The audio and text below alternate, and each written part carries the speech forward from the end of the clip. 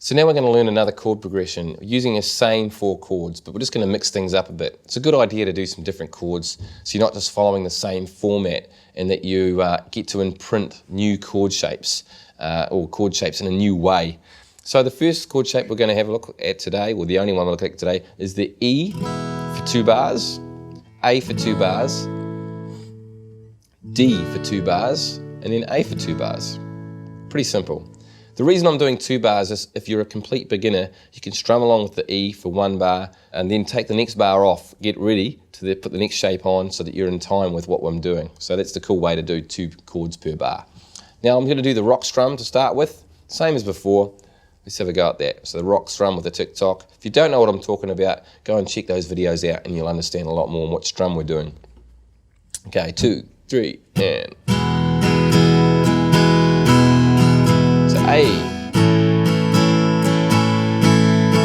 to D, back to A again, and then we start again. So if you're a beginner, you do this: E, 1 strum, and then hold in A, then get to the next chord, which is D, and then back to A, put your fingers on, and if you can. If you can't, there's no drama, and then you're back to E again. Simple as that, 2 bars of each chord. You don't have to go that speed, you can slow it down a little bit, but just get that progression happening.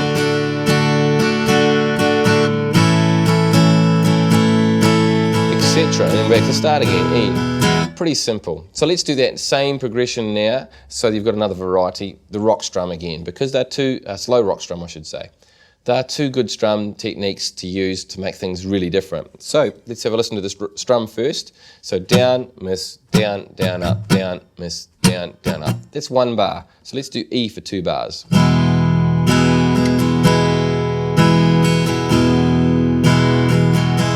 A.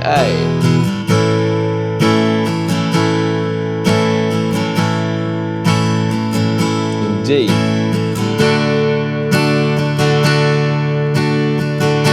Holding that chord nice and strong, back to A.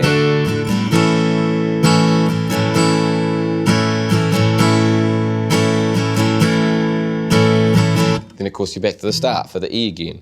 You might notice a few little cool things here. The last down up strum of the entire progression, so it's the 2nd bar, the last down up, I actually lift my fingers off the chord while I'm still strumming, and they land again on the next chord, just on the beginning of the next chord. So if I give us an example from A, here's 1 bar, here's the 2nd bar now, and then last down up.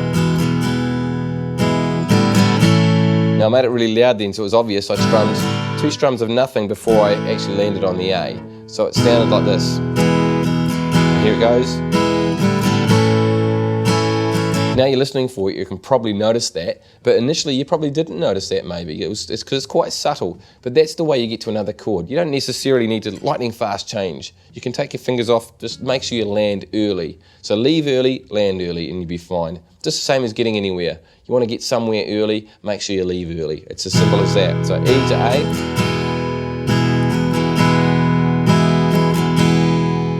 And A. Where I said and was where my fingers lifted.